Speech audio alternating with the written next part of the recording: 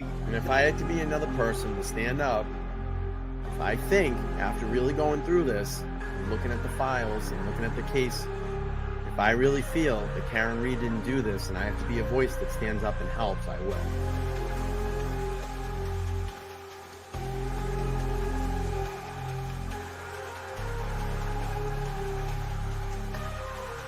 We are expecting to learn more about the allegations against the girlfriend of a Boston police officer who was found unresponsive in the snow Saturday morning. I-Team sources say Karen Reed was in a relationship with John O'Keefe. She's facing charges including motor vehicle homicide and manslaughter. We're the only ones fighting for the truth of what happened to John O'Keefe. And me and my family and my attorneys and my team have marshaled every resource to get to the truth. It just feels like no one else wants it. Just to be clear, you didn't do it. We know who did it, Steve. We know.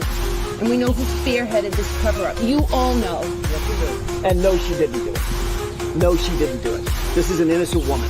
She didn't do it. I tried to save his life. Yeah. I tried to save his life at 6 in the morning. I was covered in his blood. I was the only one trying to save his life. Why'd you admit to it? She didn't admit to it. She didn't admit to anything close to that. Nothing close to that. And you should know that. That was like 3 or 4 times she admitted to it. No, she didn't. That's not true. She asked a question. She asked a question, which is very different. She didn't admit to anything.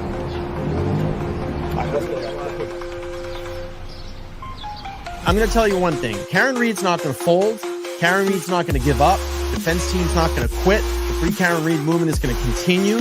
We will continue to raise funds for her. We will continue to do standouts across Massachusetts, across the nation, across the world to let everybody know what's going on here in the state of Massachusetts, the corruption. And we will continue to get the word out there. Believe me. Believe me.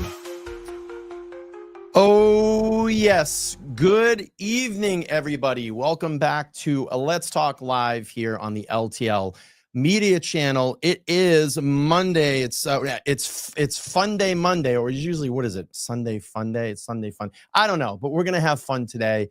Welcome in, everybody. I see some moderators in here. I see the Go Squad members, and of course, always the faithful subscribers. And I think we're going to have a really good show tonight, because I don't think on any of the Free Karen Reed shows, and maybe some can correct me here in the comments, have we had a private investigator on yet?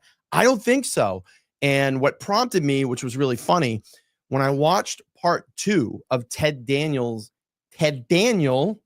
I said it right, interview with Karen Reed inside that SUV, she talked about a private investigator.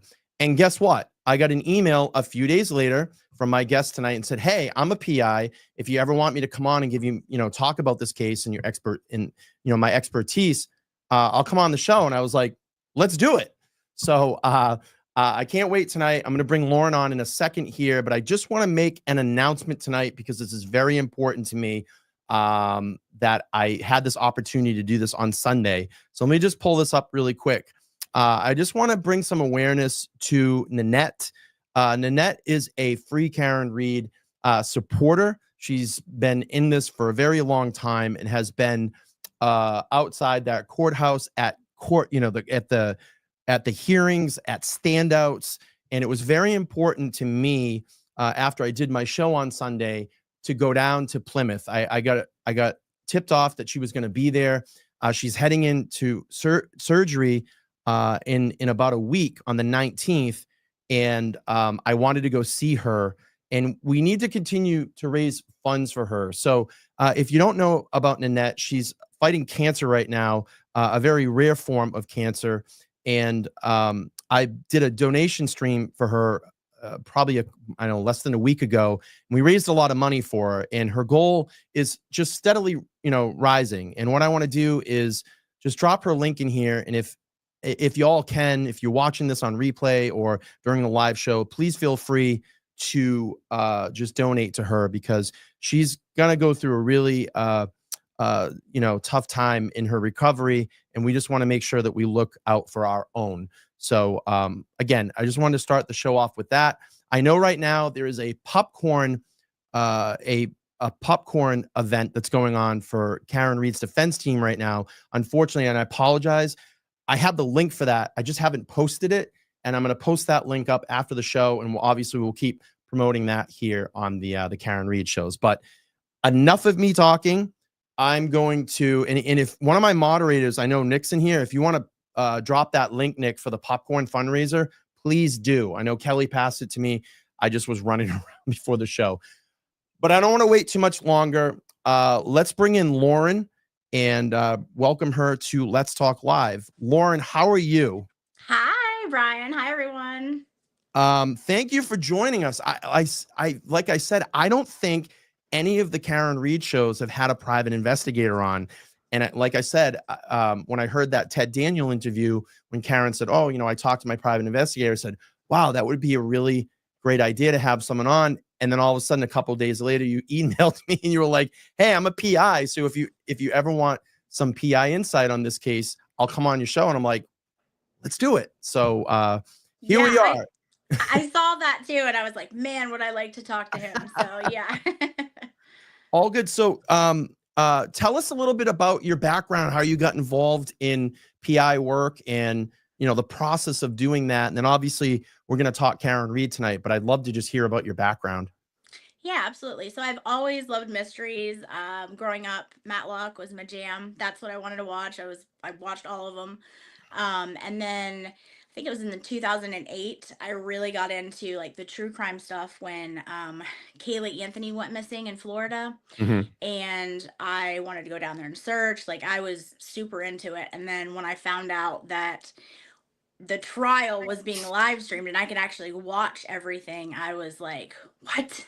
So I was like, okay, I love this. I have a passion for it. So that's where my real passion is missing persons cases. That's what, I'm extremely passionate about. Yes, I do all the other stuff too, but any kind of missing persons case, that's where my heart's at. And so I actually had a neighbor and his wife who were private investigators, and I kind of picked their brain because they were incredible. And they kind of talked me into just going to the academy. I had a full-time job and would do it on the weekends until I, had my hours and got my license. So then after that, I was licensed and began my little journey. So what is the process you go through to do that? Is it like classroom work and then you go to the field? Like, how does that all work if someone wanted to get into this type of work? Yeah, so it's kind of crazy because every state is so different. I am licensed in Georgia. So for Georgia, from my understanding, Georgia and Florida are the toughest to get licensed in. Really? Yeah, so we have an academy, so you have to get a certain amount of hours of classroom. And then you have to pass like the firearms training. And with the private investigating, I also got like a security officer license as well, which I don't use, but that was also part of it. So you had to learn security aspects of it, detail and all of that stuff in case you wanted to, veer off into that field. And then every year or two, it kind of fluctuates with the way the license board goes. You have to go back and take more testing and then pass your firearms exam again. So they're pretty down. Like you got to be pretty certified to get into this. That's pretty good that they do. Yeah. All those kind of regular checks. So you must go through like a background check, a security criminal check and all that stuff before you can actually do something like this, or? Yes. Yeah. So I'm interested. Let's talk a little bit about Karen Reed because of course everybody's here for that. Yeah. So what were your initial thoughts when you heard about this case and what kind of drew you to it and how did you learn about it? So I have been on court TV for a while, as one of like their, yeah, listen guys, I have wanted to be on court TV to talk about this case for over a year now, but they won't have me because they want local people, and I don't think they want my opinion. But anyways, so yes, I'm on court TV. And so I think my first even like thought of this case was on there. And I remember seeing like Turtle Boy and the people out, boots on the ground out there. And I was like, why are these people so up in arms? Like, okay, this is automatically a little interesting. So I didn't really know about it. I just kind of had heard a little bits and pieces. But then as the trial began to like start, I was like, okay, I want to go into this trial not having an opinion because I really didn't know I knew Well, the that's interesting. premise of it, but I didn't have, the facts and all of that. And I was very open. So I went into it with, very straight down the middle. And I did that on purpose because I'm like, I don't want to, see it like that. But I watched every Wow. single day of the coverage. Um, After a couple weeks of the prosecution's case, I was Yeah. like, there's nothing yet. Are they gonna start to like show me something that I'm like, oh, okay. And they really never got there. And then even in the prosecution's case, it was embarrassing, like how they collected evidence. It was, I mean, I was mortified. And so I was like, what in the world? Like they're, admitting this stuff, even though there's no chain of custody. They're sloppy. There's solo cups for crying out loud. Like this is ridiculous. I've never seen anything like this. And I'm a huge trial watcher, so like I love watching trials, and I've seen some crazy stuff. This was on a whole nother level. And I'm like, first of all, just in their case, there is reasonable doubt all over it. And then the defense started. And then Yeah. I'm like, oh, okay. And then it became very clear that, in my opinion, it was a complete cover up, and she's being railroaded, and there's some dirty people who have been in power for a long time, and they're used to getting their way and thought they could cover it up and sweep it under the rug. So you went into this, you kind of came into it around trial time. So you didn't even watch really any of the pre-trial hearings. You said that you read maybe a little bit about what Turtle Boy was writing about, but you wanted to go into it with kind of an open mind. I got that correct, right? Yes, I saw one pre-trial hearing and that was it. Okay. But I wanted to, because I'm like, I don't know, like, and I have a lot of cop friends, and so I'm like, I don't want to think the worst. I want to go in, just watching the evidence, and I was super excited to do that, to like form my own opinion. And then it quickly shifted to to one side. So I'll let's just do this. Say Karen Reed reaches out to you as a PI, and wants to hire you or get some advice from you. What are those first initial conversations that you would have with a client with like Karen? Yeah. I mean, I would assume this would have been back when, and speaking from that point, I mean, I would do a lot of surveillance on certain people. There is a lot of, well, there's no expectation of like privacy for your trash. Right. I don't know the laws in Massachusetts. Obviously, they're a little bit different than a lot of the states. But like here, trash is fair game. So I would do that for sure. And then also like another part that kind of interests me, being that there's so many people involved in this, people talk and it's hard to not talk. But I think maybe the weak links of this case, if they said something, would be like Colin Albert, because let's face it, he's not the brightest bulb in the box.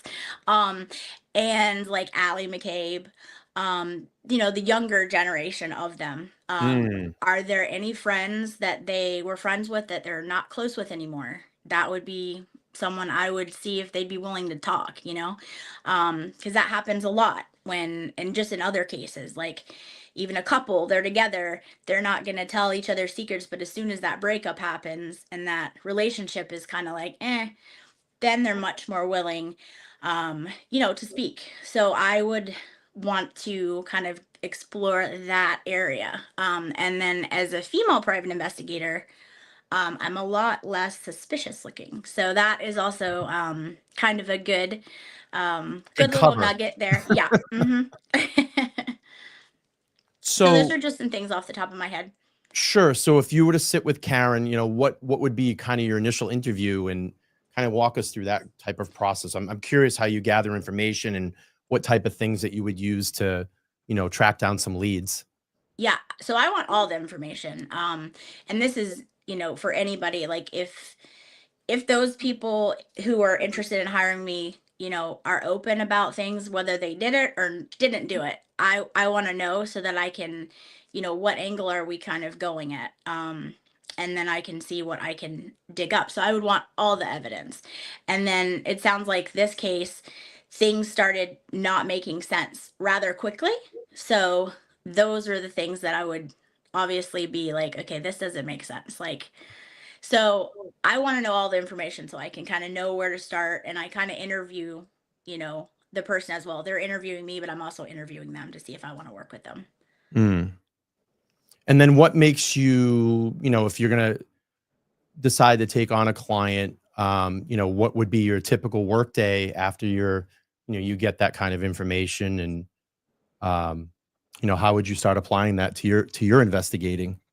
So timeline's huge. So I would get the timeline together first, and then just dig in and dive into anything I can read, anything I can get my hands on, anything that they give me.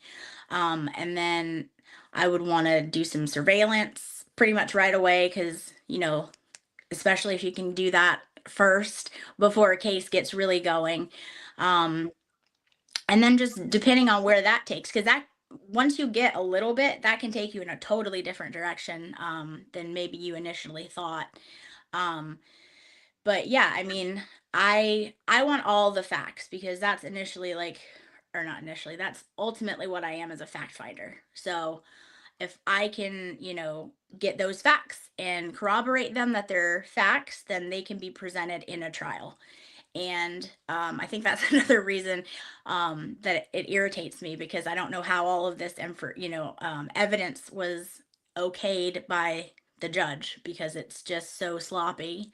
Um, and then to kind of go back on your question, if I feel someone like this, like is she's truly innocent, then I would have like such a passionate drive. That's what, that kind of stuff really gets you. And I've spoken to you off air about some of the cases you're passionate about. Mm.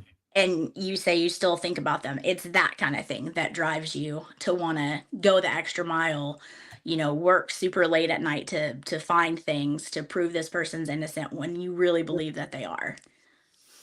Yeah. So like, what is kind of like, take us through a daily routine. If, you're hired by a client, they give you maybe a list of people to go out and I guess surveil, what type of things are you doing? Are you just kind of, trying to track them down? Are you talking to people that they may be associated with? Any photography or video involved? I don't know. Like, how does that all work? Give us kind of a rundown. Yeah, so it depends on what type of case. Cheating spouses, that's a very popular one. There's definitely a lot of surveillance, a lot of sitting in your car. Yeah, you have big binoculars, you have tinted windows, you have, a good camera with a zoom. Um, and also, if there's hotels involved, you go on in. Like I said, like I'm less conspicuous than maybe a male that looks kind of like tough and gruff and all that. So that would be one aspect of it. If that person is like a spouse, even some tracking is involved on their car. If they're giving the okay, that's legal in Georgia. Um, and then, depending on if it's a missing persons case, there's one that I just helped, like, and that's, I try to do all my missing persons cases pro bono because it's something I'm just passionate about. Mhm. And so I helped with the Cassie Carley case down here in Florida. I go back and forth Florida to Georgia. So I helped search, and that was basically it. We knew who pretty much had abducted her when she went to go um, pick up her child from a custody swap. So we knew what happened. We just needed to find her. So, me and some other volunteers, we went through the woods in an old amusement park from back in the 90s and looked for any kind of clues that could possibly, anywhere that like someone could pull off the road. We looked through cars and parking lots to see if it was her car. Anywhere that they were telling us to go. We went on paddle boards one day to search because I'm down here on the Gulf Coast. Yep. Just to make sure there was no bodies washed up, dumpsters. I mean, so it depends on the case, but yeah, I mean, it can be, you never know what you're looking at. So, Um, So what I was going to say is, you know, how, I mean, obviously this case is so polarizing. It's so, you know, crazy up here. And there's so much, I mean, you're either like very pro Karen Reed or you're very against Karen Reed. You know, how do you approach a case like that? Obviously, you know that if you're surveilling, you know, some of the McAlberts and you're trying to create leads and, you know, obviously you probably wouldn't go up to them and be like, hi, I'm a private investigator. Yeah. You know, how do you initiate maybe some of those conversations? Like you were saying with like, I would go out and probably search for like Colin Albert's friends because they're young. They tend to talk a little bit more. How do you, you know, how do you initiate that contact and then start having those types of conversations? So for that aspect, they're drinkers, right? So they're at bars. Yeah. So Mm, I would literally start trying to go where they go and, you know, kind of befriend them, you know, just on a like very superficial level. right. Um, listen, you know, a lot of times people talk and you can hear it like just sitting there at a bar. You would be surprised what people say. Um, but as far as like the McAlberts and stuff like that, they're, I think, a little more cautious because they're cops. They've had, you know, they know. Um, so I wouldn't try to befriend any of them. I But still think, yeah, I still think, and I'm sorry to cut you off. I still think that even though people try to remain so tight-lipped about something, you know, people always slip. They got to tell someone always, something or what it may be. Or always. they'll post something, you know, on social media or whatever. So Well, think about it. I mean, I forget his name, forgive me, but the guy who came into Yannetti's office a couple days later and oh kind of yeah, said, Karen didn't do this. yeah, I mean, he knew from somewhere. So people definitely talk. talk. And, you know, there's obviously like a larger number of people involved in this. So that's even more of an angle that you're going to get people saying things here and there. So, yeah. So when you first looked at this, you know, you're here and you hear about this kind of, you know, this case of a woman that hit her, you know, Boston police officer boyfriend and left him dead for you know, in the snow and drove away. And she's now being charged, you know, with all these, you know, frivolous charges. But at the time, you know, with the media's been, oh, she's evil. She's this bad person. You know, when you first initially looked at this, because you said you went into it with an open mind, um, you know, did you have any like typical opinion right off the bat? Did something kind of stick out to you, or you're like, oh yeah, she definitely did this, or were you kind of leaning in the other direction, like, maybe there's a possibility that this didn't, you know, isn't the way that the Commonwealth is saying this? Yeah. So even, you know, throughout the prosecution's case, there was a little bit of doubt, like, okay, maybe this was an accident. Because she was drinking, even though that's a whole nother thing. Like, I know, remind me to go back on that, Brian, but Yeah. yeah, I was like, maybe it's an accident. Murder is ridiculous. Like, that's Mm, way overcharged. Like, the fact that they charged her with murder, to me, that backs up the conspiracy of these people trying to like give it to her because they're involved. So I thought, you know, right away that was ridiculous. But mm. there was, you know, I'm like, maybe she just didn't realize that this happened. And in fact, as I kept watching the trial, I was like, it's gonna be a hung jury because like I can see how someone might think that. Um, and then Arca got up there, and I was like, that's it. They're gonna acquit her. Like we're good because I was like, there's no way after those testimonies that anyone can even think it's an accident. That's at this point. So yeah, I mean, I was like, okay, she's probably good. Like I felt really, really good about that case and the verdict that was gonna come back. What was one of the things that, I mean, obviously, you know, how you would investigate this. What do you think is one of the things that really stuck out where you were like, yeah, this is not adding up? Like what, I know we have like the tail light, we have I mean, there's so many things, the solo cups, you know, all this stuff that, you know, the road that is literally, there's no way that you could back up at 62 feet at 24.3 miles an hour. I forget all the numbers now, but like, what was one of the things that really stuck out? And you're like, there's no flipping way. For me, I Yeah, would what's say yours? this. I would say this. We know there's cameras everywhere now. Yeah. Okay. For me, I mean, if the Commonwealth really wanted to nail this thing down, well, why is there not a video? There was video cameras everywhere through that whole neighborhood, especially right across the street at a cop's house. Yep. And ironically, there's no video. It never recorded. And I would think that the Commonwealth would just want to walk right in and say, guess what? Karen Reed hit John O'Keefe and backed up over him and left. Here we go. Yeah. And that Here would it just, is. yeah. And there's none of that. So that to me is like, that would be the moment. That would be the moment. But what was like one of the few things that kind of stuck out in your mind? To kind of go along with that a little bit, the backing up thing. So you can't have it both ways. You cannot have a woman who is so drunk that she's hitting a man, but yet, because remember, according to them, Higgins' Jeep is parked behind Right. Karen. Right. So you can't have it both ways. Like she didn't hit the man, but then like is like, oh, good, I'm gonna stop her right before I hit the Jeep magically. Like that's not logical.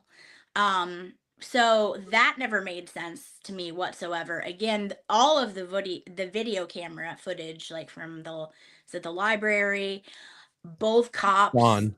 Yeah. Yeah. The Alberts Report. don't have a Missing video. Yeah, no big deal. So the Alberts don't have a ring cam, and then next door across the street there's nothing, which is just, again, I know a lot of cops, like they have video cameras. It's kind of ridiculous.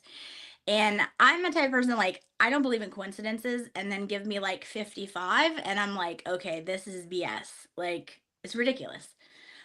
So, and then just like the sloppy evidence collection, like those those investigators weren't working here in Florida. Like, okay, I can see, because we had a blizzard a few weeks ago here in Florida. It was crazy for us. I could see if that happened here, maybe the investigators or crime scene wouldn't have necessarily the best practice because it's never freaking happened here. But you're up there where you get snow all the time.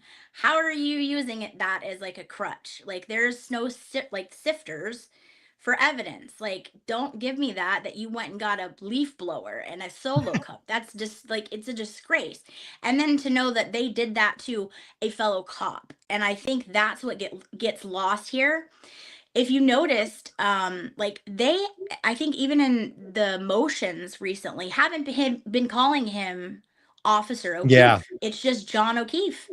And I think that's something that's not okay. If they're calling all these other officers who messed up everything officers, then we need to give the dignity of Officer O'Keefe to be called that. And I think that's something that even like Lally and stuff was calling him John O'Keefe. That's not okay. Like, this is a victim.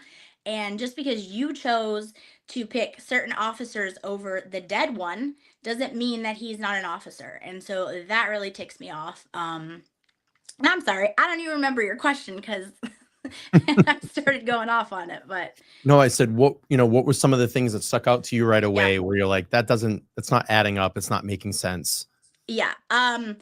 So why are you driving on a military base to throw your phones away? Destroy phones, right? Yeah. Down here in Florida where I live, like half the time, it's hard to get on a military base, and like, well, not hard for him because he had access, but like, they're not just like very accessible. Like, you have to go somewhere. They're purposely set up in a certain area because it's military. So that whole thing made no sense. And not only did he do it, everyone did it, like right before the order came down. Like, are you kidding me? That I don't believe in coincidences. And that was just like another, what's on the phones? Why are we all upgrading our phones and destroying them? Destroying them. Right. Yeah. So, Right. I mean, I could go on and on. Everything in this case, it's wild. I have never seen a case like this. Let me just get to the super chat because it's a very important one. And Nanette, you didn't have to do this. We're trying to raise money for you. But thank you so much for the $5. She said, thank you, Brian, and for everyone's support and generosity. Free Karen Reed. And we will continue to fight for you. I told you that on Sunday when I met with you. I will keep raising awareness around trying to raise some money for you. I will keep dropping your link, and I told you, if you need anything, you reach out. We'll try to help out as best we can from this platform. So thank you for watching, and thank you for being here. And I wish you Hi, Nanette. tons of luck. I just want to say I'm praying for you as well. Brian is the kindest. I saw his post the other day and I was like, this is amazing. And so, like, I will be thinking about you. I'll be praying for you and I'll be donating. So Great. Thank you. yeah. So you just caught the audience's attention. They said blizzard in Florida. Explain that. Cause I just went, what? A blizzard? Yeah. What? Like, Yeah, what? it was nuts. We got like 8 to 10 inches here in Pensacola. What? Yeah, it was nuts. I mean, we broke all kinds of records. It was insane. We were snowed in. It was great. We had no work for a week. Like, but like, you know, it was unexpected. Like people were saying it on the news, Holy but I was shit. like, nah, that's not gonna happen. I figured we would get like some flurries. And so I'm like, just in case, I'm gonna go get some groceries just to last. And they were not joking. Like we had, I mean, You it had was 5, insane. it said 5 to 6 inches of snow that hit in Pensacola. Yeah, That is and nuts. we measured it here and it was like 8.5 at my house, and then some of my friends had 10. So it was crazy. It was fun. It was great. But yeah. You know what I Who want to knew? do? Oh, go ahead. I'm sorry. Oh no, that was it. No, just I'm saying, gonna who say knew? I have a clip from that Ted Daniel interview, and Karen actually talking about meeting with her PI, and I thought that we could play through this a little bit and talk a little bit about it here. So Yeah. let's play a couple minutes here of Karen talking with Ted and about her PI. That is exculpatory. But from outside source as well, not From outside, yeah, no, from outside. But sometimes, Ted, it's the internal discovery that opens up another door, another rabbit hole we've got to go down that might make sense with something we've heard. It's constant triangulation of what do we know? What have we been given in discovery? Of that discovery, how much can we actually rely on? How much do we think is manufactured? And then does it dovetail with anything we've heard from people in the community? And that's probably something that you have to sort through a lot too in your type of work. Like, okay, you have all these tips that are coming in. You're looking at the facts of the case. You're discussing this with your client. Now I have to go out and kind of search for these, these leads or these people. And I actually have a question. Are you allowed to talk to, any of the witnesses, or do you have to stay away by law? Is there certain laws about that, or?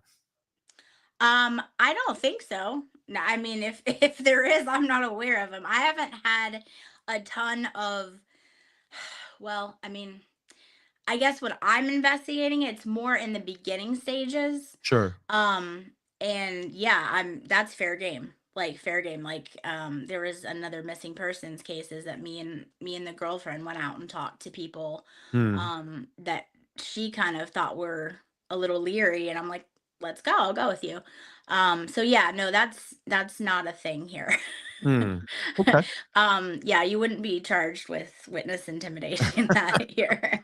Which you shouldn't anyway, because you should have a First Amendment right to talk to whoever you want to talk Yes. to, and obviously that's a big thing here in the Commonwealth of Massachusetts.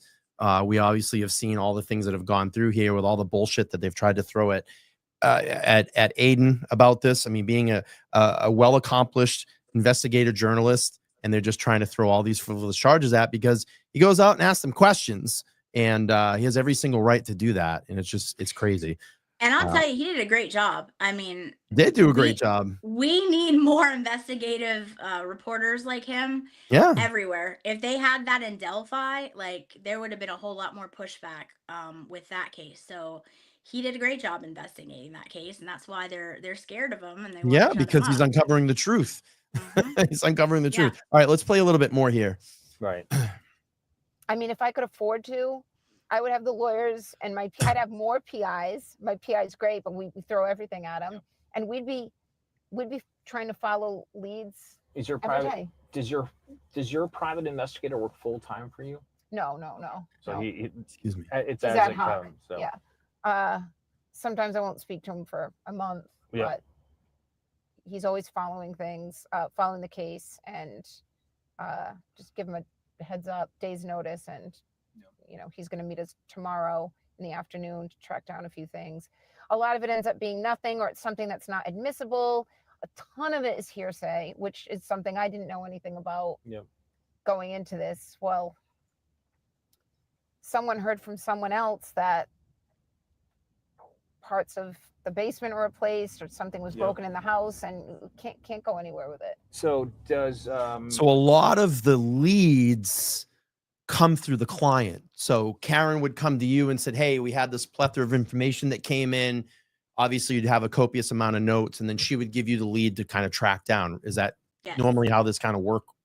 Yes. And then you have to kind of see if it's a valid or just kind of a, same with tips, with like tip lines and stuff like that. Some of them are valid and, okay, that sounds really good. Others are like, you can tell pretty much right away after talking to someone that if it's bullshit. Yeah. I would think that. But I hate it. Go ahead. I'm sorry. No, you're fine. I hate it for her PI too, because not only does he have to investigate normal leads, but he's having to investigate the investigators and the stuff that they did. Like, how unfair is that? And a waste of time and money and resources for her. I mean, it's a mess. Yeah. And it's crazy. I mean, like she said, is that you have such a plethora of information that's coming in from outside entities. You have the court that's giving you discovery, and you have to go through all of that. You're trying to mash all those things together, and then you may not have, the time and resource to track down.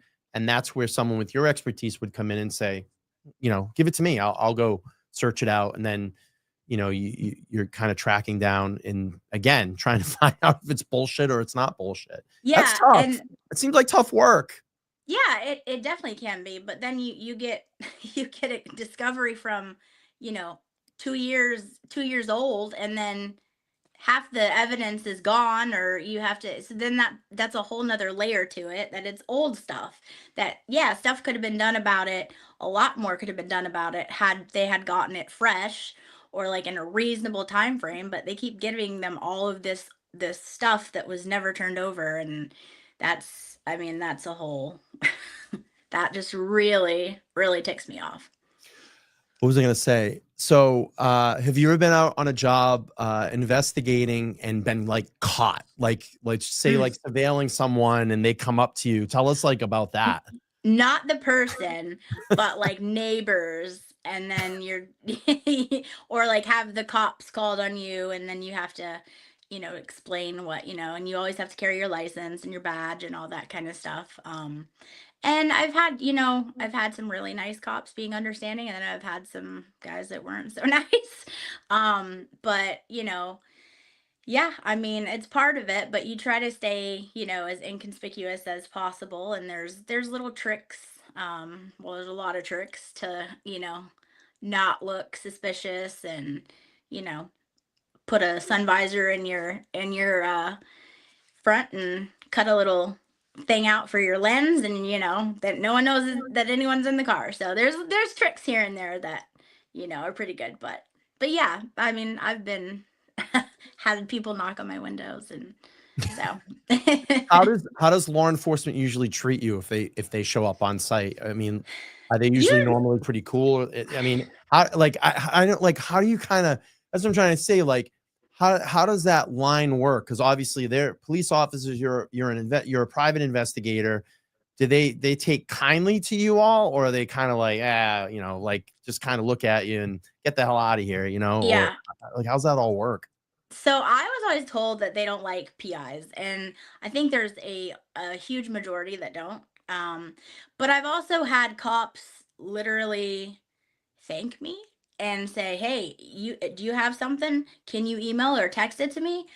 Because they are so busy. So I think it just depends on the quality of the cop or the investigator, that, hey, are they really trying to get to the bottom of this? Like for that one case that me and the girlfriend kind of chatted and went out and kind of talked to certain people that we thought might be involved. That investigator was so bogged down with everything else, she hadn't even hardly dove into that case because there were so many missing persons.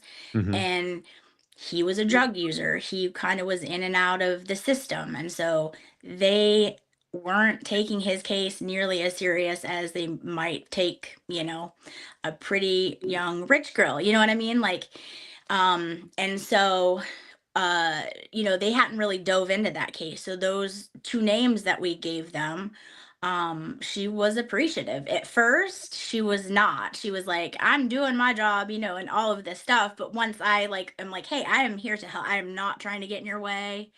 The family just wants answers. And if there's any places that we can search that you haven't searched and work as a team, that way we're not like, doubling down on an area. Once she kind of realized I was not coming after her in any way, Right. she was very much more open. And actually, one of the suspects that we gave her the name actually was is charged for his murder now. So Wow. yeah, so you can have really good experiences with cops. And I think it just depends on the cop, just like any business, there's good ones and then there's bad ones, and it's like Yeah, that. we have a lot of bad ones here in I Norfolk know. County, Massachusetts. It's I crazy. know. I feel I'm like like, every I don't. single. Go ahead. I'm sorry. No, you're fine. You go. I was just gonna say, I just feel like every single time I turn on my microphone, it's like another something else. Now what? You know what I mean? It's just like, now what is happening? What corrupt law enforcement agent has done now? What entity in Massachusetts has done something wrong now? I mean, we look at a case that I've been following here on the channel. Trooper Enrique Delgado Garcia. Yes. We're almost 5.5 months since he's was murdered at that academy, and there's no answers. And then now we just find out, about a week ago, there's another brand new state police facility that just opened down in East Falmouth, and it was temporarily halted, and the people that were head supervisors have been relieved of their duty there because of hazing, and harassment. And it's like, are we not, like, I guess these people aren't learning their lesson, or they just think they're above the law and they're going to do whatever they want. And we don't want another murdered officer, an officer that wants to go in and do something, correct for his community and serve the community in a good way, and not have to worry to go in and train in these facilities. It's nuts. It's just crazy. Some people just shouldn't have power. And I hate to say that, but like, there's just a certain type of person that if they have a little bit of power, Yeah. it goes to their head, and then they keep pushing the boundaries, and it's sad. But yeah, you guys do have some corrupt ones up there, and I don't, my heart goes out to everybody that lives in that area, because to be honest, I would be scared, just who knows? You're at the wrong place, the wrong time, and and that's another thing that I think draws so many of us here. Anybody could have been Karen. They could have, blamed it on any of us, and it still could happen. So that's why I think just, any light that can be shined on this case is amazing. And that's why I think your show is so good, and like all the other content creators and stuff, because you all have like some of the same audience, but also different. And just anybody that, can be reached is that one more person. So Yeah, I mean, even Karen herself said it's about power. This is about power. And it's just, it's crazy. You think about it. Who do they pin this on? The furthest person that's away from that whole group.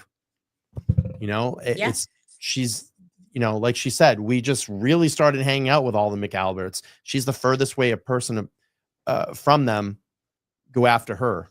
And I strongly believe, this is like all about nailing Karen down, convicting her of this, because it covers everything that literally has gone on in Canton with the Mass State Police, with all these other cases that are all intertwined by all these investigators. And I hate to say this, is like, they need Karen Reed to go down for this. They do. It's like that is the nail, the nail in the proverbial coffin. Like, if we get her, it stops everything. It stops everybody from looking at us. But it's crazy as much as they continue to try to hide this, more things always just keep seeping out, and Oh it yeah. happens. And they need her to go down for it because they did it.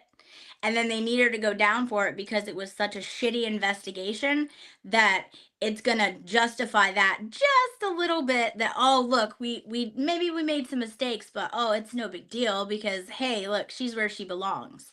So on a lot of levels, they need her to go down. Yeah. I just want to go back to investigating, and I want to talk about, like, have you ever had any instances where you've been kind of hired by a family and, maybe they don't see that it's going in the way that they, like, have you ever had any friction with a family as far as, any investigations? I don't know if Yeah, you understand my question, but yeah. yeah. Not maybe the real close family, but like aunts and uncles and stuff like that.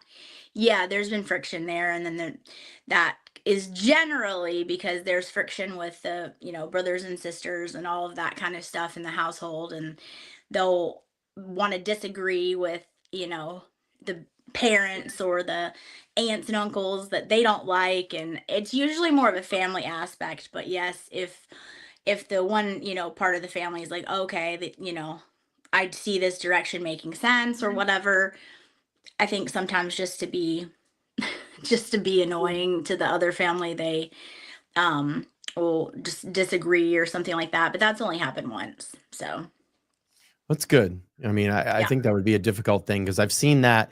And we were talking offline about this, is I've seen that in the Chelsea Grim case. We were talking, and I was Yes. actually showing Lauren some video of that case. I said, I'd be curious. I'd love to pass you that file. I have a copious amount of notes and the whole file on Chelsea. And Lauren specializes in missing persons. I said, I'd love for you to take a look at that. And that kind of originally happened with the original investigator in that case. Was hired by the family.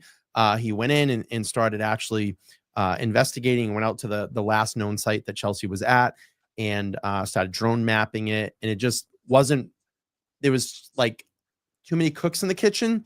So you were getting Mm-hmm. the family, you were getting the friends that were involved. One of the friends became kind of alpha in it and said, well, we should go in this direction. And the family tended to side with them. And it just caused like a bunch of stuff. So he just went, Yeah. done. And I'm good for out. him. Good for him. Yeah, you can't work like that. Not at all. So, and I know other, some of my mentors, same things have happened, and it's very frustrating. Or people want answers like, in a month, and it's just, unfortunately, some cases are not where you can give answers in a month. So that can also be frustrating for them, which I understand. But Yeah. um, And it sucks because, he was doing such a good job. It was the first person that was out there, went through her car. We talked about that, got video inside the car, and it just it got really messy. And I understand it must get messy in missing persons cases when you're trying to look for someone or a loved one. And I mean, just the chaoticness of all of that. Here's a yeah, person that was there and now they're gone. That must be hard to deal with. it's Um, frustrating because you're like, that something happened, but sometimes it's just like you have to rack your brains. That's why I think it's important to, like, you know, collaborate with other PIs. Obviously, people are licensed in different states, so there's a fine line on that. But collaborating. Hey, have you had this before? And I consider myself lucky because I have a really good mentor that I go to if I ever need to run something by. And so, yeah, just collaboration, just like, this right here, what you guys do, the content stuff, that is collaboration. And there are so many little goodies that I pick up on. And I know that the defense team probably does as well, that you guys put out there. And this whole group of Free Karen Reed, really puts their heart and soul in trying to figure out, little things that can help. So it's kind of like that with investigating too. Like if you have another investigator, the more minds the better. Yeah, I just did. I love puzzle solving. So this was my night last night. So I'm very invested in the Idaho 4 case. I don't know if you've heard about that, the Yes. Brian Koberger case. That's basically the first case that I started following on this channel. Well, we got some new unsealed documents the other day, and I was looking at them, and I'm sure you've probably gone through this as well too. Investigators, police officers, people like, myself that like to dig into. I call ourselves like puzzle solvers, Yeah. I'm looking at the documents and I go, I'm going to kind of look at all the things where they're asking for security video. So I went to Google Earth, I created a document in there, and I started plugging in all the addresses, and I'm just kind of mapping it all out, and I'm like, all right, what is all the correlation of all these areas that they're looking for cameras? And I'm actually going to be doing an upcoming show on Wednesday night that people can come back and watch this presentation. But Okay, I'll be there. my cheap plug. Yeah. But what I found was there was one particular. I'm trying to think like, okay, so Koberger's the suspect. You have the students. They were obviously all in that area of the King Road house. But I'm trying to think, what is the connection? Is there any point that they've ever been together or in a common area together other than that King Road house? Because he is the suspect. They think that he murdered them. I think he did. I think they got this guy nailed down. Yes. But I'm looking and I'm like, okay, there's a grocery store called Winco, and they're asking for Koberger's financial transaction inside there, but then they want financial records of all the roommates, and they're asking for security footage. And I went, could this be the first time that he saw any of those roommates? Because they don't give a date. They don't say what date they're pulling the video from.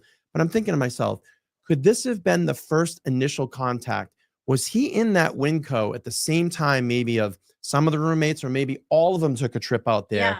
And that's how he saw them for the first time. And maybe one of them caught their eye, and that's when he started following around. Could be. I don't know. But I'm sure you probably think like things like that too. Yeah, I don't think I've seen that specific document. Do you remember offhand, did they request like surveillance and stuff like that from that the oh my goodness. It's okay. Vegan place that So Maddie they worked have, at? and we're kind of going off topic here a little bit, but yeah, they have in around the, that grub truck area. Again, I'm going to get in all this on Wednesday. And if Okay. anybody's interested in this, come back. I have a nice presentation. Don't spill your secrets I don't want to now. spill my secret yet, but and maybe, maybe that's the thought. But a couple more minutes here. I do want to wrap up here in a minute. But any advice for people that want to get into PI work? How do they start? Where do they go to? What's the best area to find out about this stuff in their state, and how do they get started?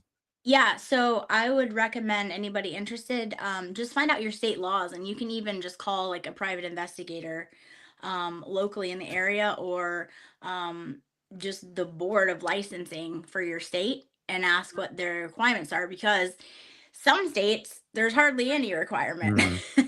You don't have to go to school, you don't have to go to academy, you don't have to like pass your firearms exam every year or whatever.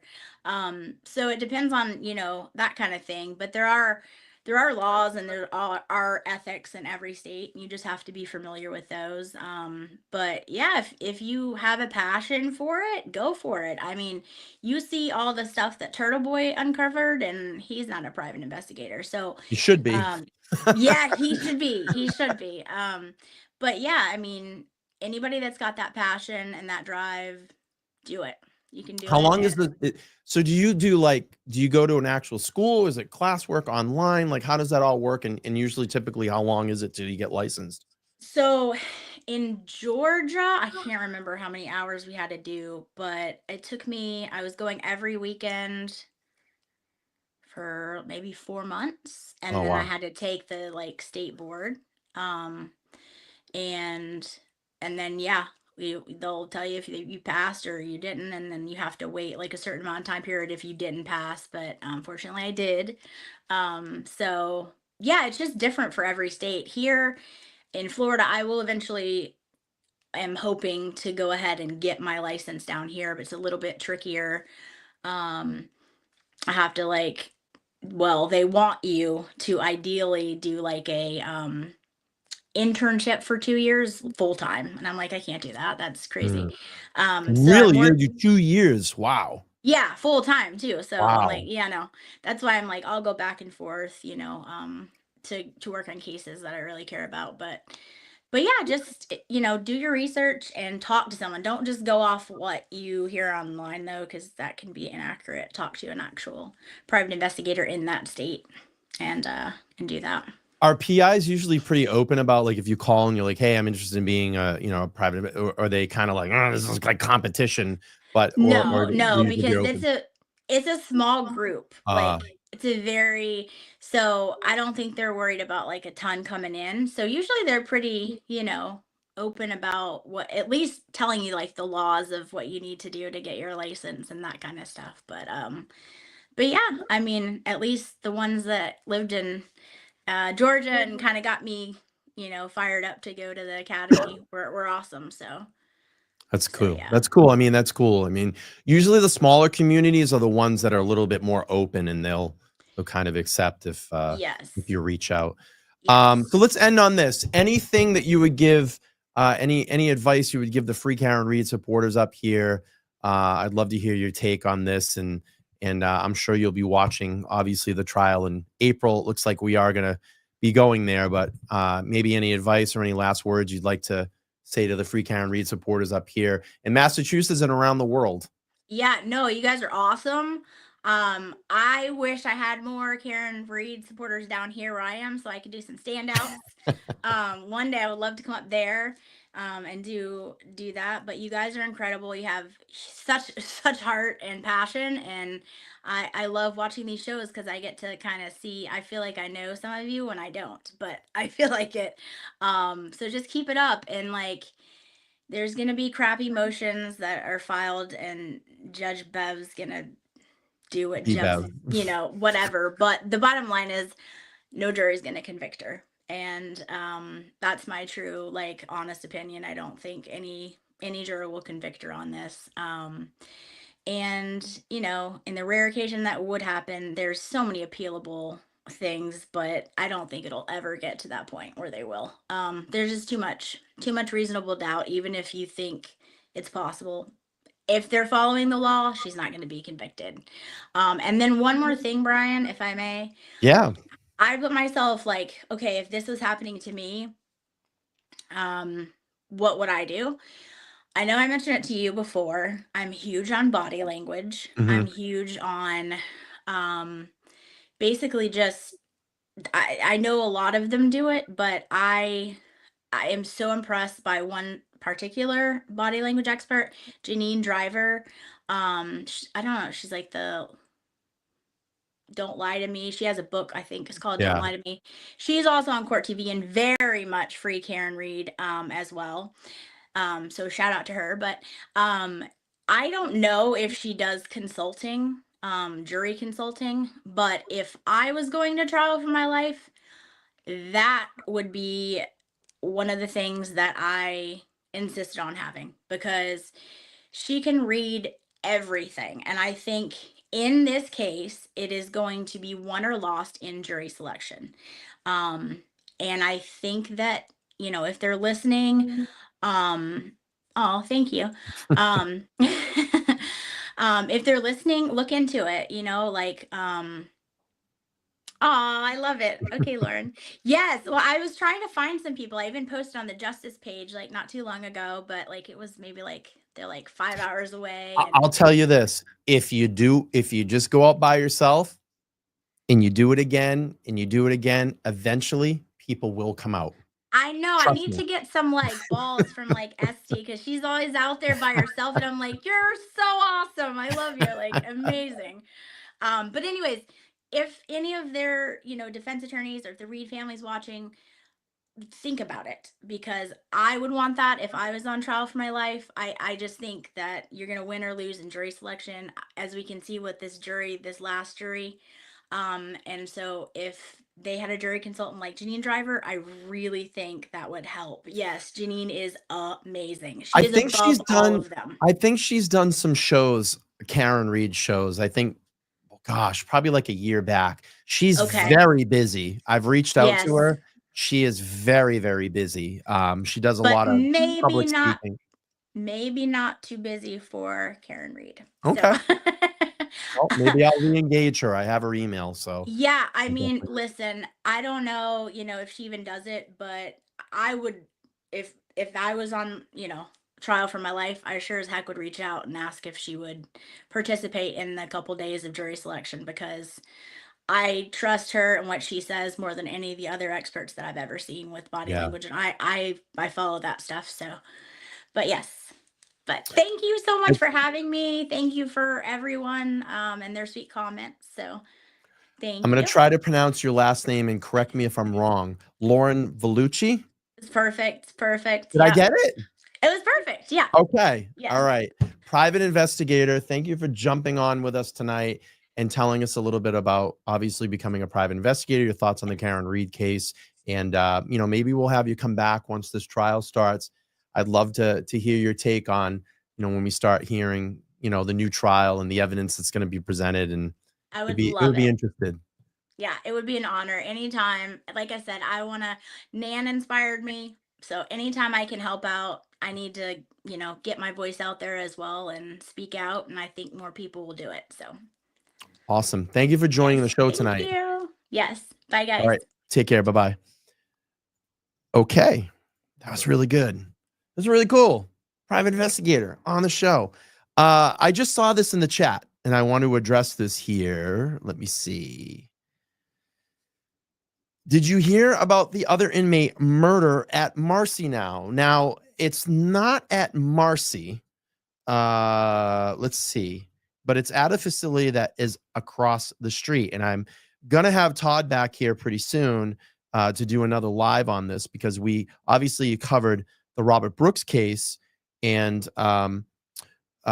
this, God, I hate these banners no, let's see. I want to just go into this really, really quick so people are aware of what's going on in New York. There's another inmate that has been trampled to death by, I believe, 15 correctional officers this time around. And again, I've been planning to do this. These damn drop downs. Let's play a little bit of this here. Inmate, Robert Brooks, explosive, I-Team exclusive. It's a stunning interview with an inmate who claims he warned officials after officers at Marcy Correctional in upstate New York assaulted him 2 months before another inmate, Robert Brooks, was beaten to death. That inmate and his wife are now telling their story for the first time to investigative reporter Sarah Wallace. Juan Rivas is now in punitive isolation, accused of assaulting officers at Marcy Correctional Facility in October. He claims he was the one beaten and hospitalized. Some of the officers he's identified as being involved are accused in the beating death of Robert Brooks in December. I didn't see Robert Brooks in the video. I was seeing my husband. Marie Martinez becomes emotional when she talks about her reaction to seeing this gut-wrenching video of correction officers caught on body cam video brutally beating handcuffed, helpless inmate Robert Brooks at Marcy Correctional Facility in December. He died the next day. Marie's husband, Juan Rivas, suffered major injuries 2 months before, including 5 fractured ribs and a punctured lung. I was seeing his face. I was seeing his reaction. I was hearing him scream my name, like, you need to come save me. I spoke with Rivas by phone. The 35-year-old doing time for drugs and weapons charges is now at another prison for safety reasons. They was hitting me with the knee, and they was kicking me, and they was trying to put their fingers in my eyes, and they was choking me, was stomping me. Rivas, who just filed a federal civil rights lawsuit, was hospitalized for 10 days after the incident. Marie says no one at the prison called her. She got the horrific news from a hospital surgeon. The chief surgeon says, I am calling to let you know that your husband was assaulted. He used those words. He was assaulted. Your husband is going to need emergency surgery. There's no way that he could endure those type of injuries. So that is one of the assault. And some of the men that beat and murdered Robert Brooks beat and beat this guy up really bad too. But again, there's been another murder. Rally held after Bronx man dies in New York prison, reports said was violently beaten by guards. And this is at a correction facility that's right across the street from Marcy, where Robert Brooks was killed. And I find it ironic, and I find it very ironic that on almost close to the day that the 9 officers are indicted in Robert Brooks's murder, what do we have? A statewide walkout, a protest. And it's illegal for correctional officers in New York City to walk off the job. They've actually had to have the National Guard come in and protect these facilities. And here we are again. We have another inmate that is killed and murdered in New York, beaten to death. So I'm going to have Todd on the show probably this week or next week. We're going to get into this. I have some other surprise guests that will be coming up. Some old guests, an old friend of mine that hasn't been here in a little while, but we're going to have them back on the show as well. And I will be back on Wednesday night. Oh boy, what time is my show on Wednesday? My Wednesday night show is at 9 o'clock. And we're going to go over Idaho 4. And we're going to do some fundraising for Karen this week and into next week and start doing a lot of fundraising for her because her trial is coming up here and we need to get on that. So I just got a message and thank you so much. Let me just go through these really quick. Lafiero Nan became a new member. Thank you so much. Donna, thank you so much for your kindness. Just became a new YouTube member. M at the beginning of the show. Thank you for the super sticker. I appreciate that.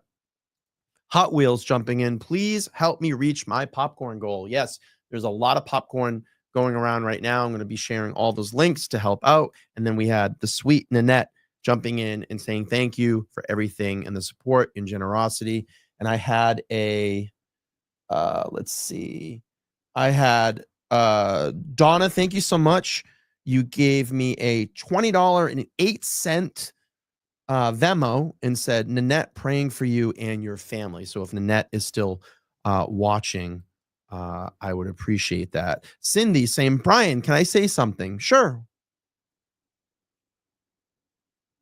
Yes, and I would encourage everybody to check out Sean, not the fake Sean, but Sean from Long Island Audit.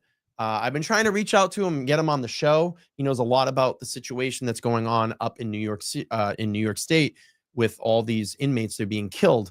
And you can check out my channel. I've done a lot of lives on it. And we talked about Robert Brooks. We had Todd McGee on the show, and we went through that. And those are things that you want to get informed in. Let's see. 23-month member. Look at that. 23-month member. I think my applause works here. Thank you. I appreciate it. That's great, Cindy. Thank you so much. I got a message. I think, let's see. I think Turtle Boy is going on at 9 tonight. So you're going to want to go over and check out his channel. Let me just verify that. And then I'm going to head out of here. And I want to thank Lauren again for jumping on with me tonight and giving us her insight. Let's see. I don't see anything posted, but I don't know. Look out. I got a message that TB might be doing a show tonight. So thank you all for jumping in. I think on Wednesday before my show, I'm going to be on the Young Jerks. Look out for that. And then I'm going to come back at 9 o'clock. We're going to do some Idaho 4 stuff. It's been a while since I've dug into that. And I've just recently started getting back into it. And I'm going to have some special guests possibly lined up for the end of this week or definitely next week. An old friend that hasn't been here in a while. And I'm excited to get them back on the channel. But I don't know. Someone said that TB is announced that he's giving interviews on YouTube at 9. So I don't know. I don't know if he is, but it's let's see. He's being interviewed on another channel. Okay. Well, look out, because he might be getting interviewed tonight on another channel. Please go out and search it out. Maybe you can find it. He's probably announced it. I know X has been down all over the place today. Check his YouTube account. Let me see. I'll just check for everybody really quick. Let me see. So let's get the Let's get the skinny turtle boy. Yes, I see it. He is going to be on AV to the Power tonight, live at 9 Eastern, AV to the 7th Power. I'm going to drop that. I'm going to drop that link in the chat. Please go over and support Aiden on that channel. 9 o'clock. That is the link. And I'm going to head out. Thank you all so much for being here. I appreciate it. Thank you, Lauren, for joining the show. Lauren DC, when she gets better, is going to be back. She'll be here in the studio. I promise you. We're going to do that live together here in the studio. I'm super excited about it. She hasn't been feeling good, and health is obviously more important than YouTube. So I will be back Wednesday night. I'll be on the Young Jerks before my show on Wednesday. So check us out there, and then come check me out here at 9 o'clock. We're going to be going through the Brian Koberger Idaho 4 case and put all this information that I have been squashing over the last day out here in the ether and see what you all think. You can call me crazy or a genius, whatever it may be. I love all you guys. Thank you so much for the support. Make sure to like, share, and subscribe. And I'll talk to everybody soon. Peace.